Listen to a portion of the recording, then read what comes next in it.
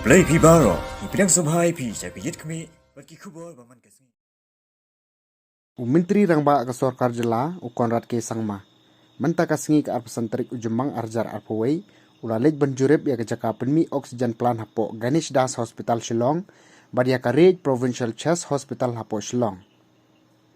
Yakine ke oksigen plan la baiting kaling baka Prime Minister Citizen Assistance and Relief in Emergency Situations, lani PM Cares Fund. Kat baka oksigen plan ke badan harej Provincial Chest Hospital kala ban penmi hadu lais pa liter shiminit, bat kala ban kersan ya lais pa teli jingtia.